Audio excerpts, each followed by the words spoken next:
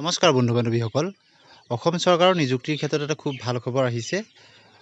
অসমৰ যি বিদ্যুৎ বিভাগত যথেষ্ট সংখ্যক পোষ্ট ওলাইছে। আপোনালোকে নিশ্চয় জানে বিদ্যুৎ বিভাগৰ অন্তৰ্গত AEGCL-ত 61টা পোষ্ট ওলাইছে আৰু APSC এই পৰীক্ষাটো কণ্ডাক্ট কৰিব। গতিকে আপোনালোকে স্ক্ৰীনত নিশ্চয় দেখিছে যে যোৱা 7 জুন তাৰিখে এই এডভাৰটাইজটো প্ৰকাশ পাইছে আৰু পোষ্টটো হ'ল এছিষ্টেণ্ট একাউণ্ট অফিচাৰ AAO। এইটো ক্লাছ 3 পোষ্ট ইলেক্ট্ৰিচিটি গ্ৰিডৰ কৰ্পোৰেশ্যনৰ কাৰণে ওলাইছে। AEGCL-ৰ 61টা পোষ্ট ওলাইছে। গতিকে ভিডিঅ'টো শেষলৈকে চাব।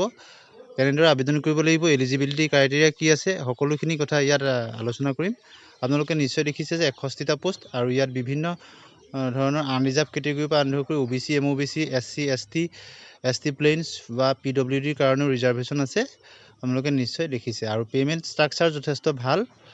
গতিকে আপোনালোকে যিসকলৰ এলিজিবিলিটিৰ ভিতৰত পৰে তেওঁলোকে পে' স্কেলো যথেষ্ট ভাল দিছে, 25,000-ৰ পৰা 92,000 টকা আৰু গ্ৰেডটোও যথেষ্ট ভাল দিছে, 11,000 টকা আৰু পে' বেণ্ড 3ৰ অন্তৰ্গত হ'ব। গতিকে এটা খুব ভাল খবৰ। APSC পৰীক্ষাটো কণ্ডাক্ট কৰিব।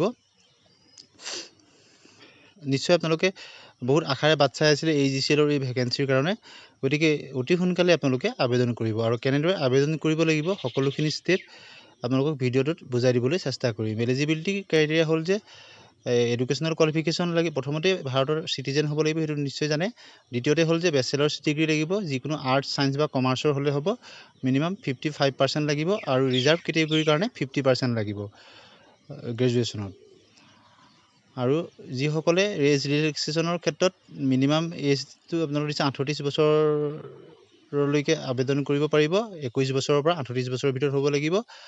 আৰু যিসকলে এজ ৰিলেক্সেশ্যন পাব তেওঁলোকৰ কাষ্ট অনুযায়ী ৰিলেক্সেশ্যনবিলাক পাব। নিশ্চয় আপোনালোকে গম পাইছে। আপোনালোকে নিশ্চয় দেখিছে যে ৰিজাৰ্ভ কেটেগৰীৰ কাৰণে বয়সৰ ৰিলেক্সেশ্যনৰ ব্যৱস্থা আছে। 5 বছৰ SC, ST কাৰণে ৰিলেক্সেশ্যনৰ ব্যৱস্থা আছে।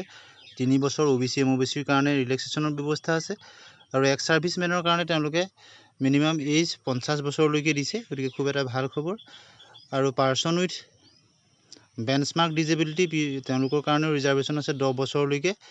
গতিকে এটা খুব ভাল খবৰ, আপোনালোকে নিশ্চয় গম পাইছে। আৰু ফৰ PWD কেটেগৰী কেণ্ডিডেট দিছে to be eligible for consideration under PWBD category, a candidate must possess benchmark disability and must produce essential certificate. তেওঁলোকে চাৰ্টিফিকেট প্ৰডিউচ কৰিব লাগিব। চৰকাৰী কৰ্মচাৰীসকলৰ কাৰণে এটা খুব তেওঁলোকে NOC দিব লাগিব বিভাগীয়, তেওঁলোকৰ কম্পিটেণ্ট অথৰিটিৰ পৰা দিব লাগিব। নো অবজেকশ্যন চাৰ্টিফিকেট প্ৰডিউচ কৰিব লাগিব। চৰকাৰী চাকৰিলৈ আবেদন কৰিব পাৰিব, কিন্তু কম্পিটেণ্ট অথৰিটিৰ পৰা NOC বা নো অবজেকশ্যন চাৰ্টিফিকেট দিব লাগিব। আৰু লগতে কি আপলোড কৰিব লাগিব, স্মল ফেমিলি নৰ্মছৰ কাৰণে আপোনালোকে নিশ্চয় জানে যে আজিকালি যিকোনো চাকৰিত আবেদন কৰোঁতে স্মল ফেমিলি নৰ্মছৰ কাৰণে এখন ফৰ্ম থাকে, সেই ফৰ্মটো ফিল আপ কৰি আপলোড কৰিব লাগিব। গতিকে আপোনালোকে এই চাকৰিৰ ক্ষেত্ৰতো আবেদন কৰোঁতে এইখিনি কৰিব লাগিব। এপ্লিকেশ্যন ফিজ দিব লাগিব। জেনেৰেলৰ কাৰণে সকলোখিনি মিলাই 297.20, SC, ST, OBC, MOBCৰ কাৰণে 197.20, SC, ST, OBC, MOBCৰ কাৰণে 197.20, BPLৰ কাৰণে 47.40 আৰু PWD-BDৰ কাৰণে 47.20 ৰুপিজ পে' কৰিব লাগিব। আৰু যিসকলে এপ্লিকেশ্যন ফিজ হেৰি কৰিব তেওঁলোকে প্ৰপাৰ চাৰ্টিফিকেট, যিসকলে ৰিলেক্সেশ্যন বিচাৰিব তেওঁলোকে সেইখিনি প্ৰডিউচ কৰিব লাগিব। আৰু পাৰ্চনেল উইথ বেঞ্চমাৰ্ক ডিজেবিলিটিৰ কাৰণে তেওঁলোকৰ বিভাগীয় যিখিনি সুবিধা ল'ব তেওঁলোকৰ সেই প্ৰপাৰ চাৰ্টিফিকেট প্ৰডিউচ কৰিব লাগিব। সেইখিনি PWD কেণ্ডিডেটসকলে সকলোৱে জানে। কেনেদৰে এপ্লিকেশ্যন কৰিব লাগিব, অফিচিয়েল ৱেবছাইটত আপোনালোকে যাব লাগিব APSCৰ, আৰু তাত গৈ ওৱান টাইম ৰেজিষ্ট্ৰেশ্যন আপোনালোকে কৰিব লাগিব। আৰু কেণ্ডিডেটসকলে তেওঁলোকৰ যদি আগতেই APSC তাত ৰেজিষ্টাৰ কৰা আছে তেতিয়া লগ ইন কৰিলেই হ'ব। প্ৰথমবাৰৰ কাৰণে আবেদন কৰিলে আপোনালোকে প্ৰথমতে ৰেজিষ্টাৰ কৰি ল'ব লাগিব। আৰু যিসকলে APSC বিভিন্ন পোষ্টত ইতিমধ্যে দিছে তেওঁলোকে লগ ইন কৰি পেলাই আপলোড কৰিব পাৰিব সকলোখিনি ডকুমেণ্টছ। আপোনালোকে APSC আণ্ডাৰত যিসকলে আবেদন কৰিছে তেওঁলোকে নিশ্চয় জানে।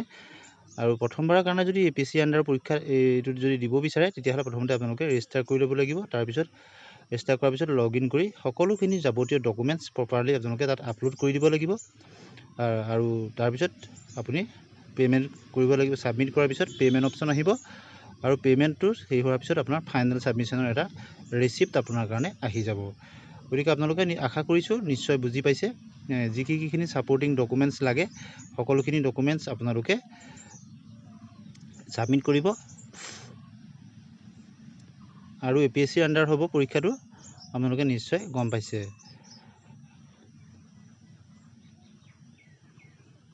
নিশ্চয় আপোনালোকে স্ক্ৰীনত দেখিছে